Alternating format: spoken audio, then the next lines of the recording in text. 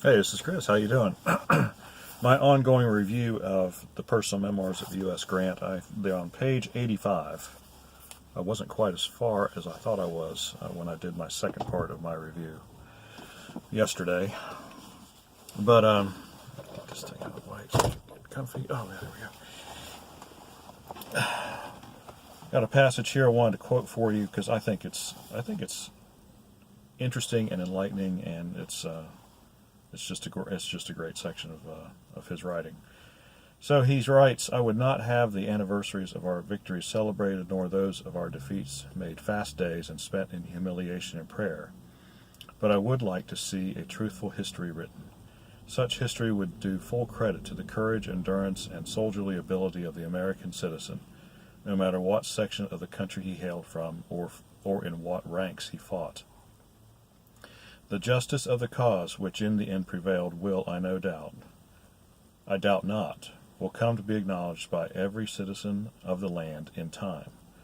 For the present, and so long as there are living witnesses to the great war of sections, there will be people who will not be consoled for the loss of a cause which they believe to be holy.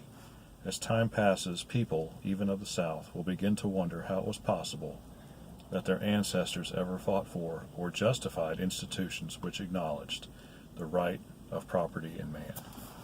You know, a lot of revisionist historians like to say that the North really wasn't fighting to end slavery. Well, obviously this guy has a different outlook than that, and so, when I mean General Grant, he understood clearly what everything was all about. He understood clearly what he was fighting for, and I think most of the soldiers in the National Army, as he refers to it, knew what they were fighting for. Now, he's not saying, of course, that he thought that there should be full social equality for blacks, but he was saying that it was wrong that they should be able to be owned by other people, and that's what the Civil War is all about. It never really was about. It was about the institution of slavery. That is the root cause. You cannot separate that and call it states' rights or whatever, simply because the rights that the states were asserting were the rights to own, to buy and sell human beings, and that is morally wrong, and that's just the way it is. And so General Grant understood this, and his hope was that someday everyone would come to acknowledge that fact, and yet here we are 250 years later, and there are some people who still will not acknowledge that.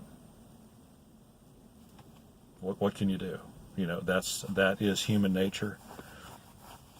That shows the it just shows how people can be deceived and be self-deceived and believe in things they ought not believe in, but that's the way it is. But I'm so glad that we had in our history people like Abraham Lincoln and Ulysses S. Grant, who clearly understood what was what. All right. If you have any questions or comments, leave them in the section below. Like and subscribe. We appreciate when you do. We'll see you on the next book review.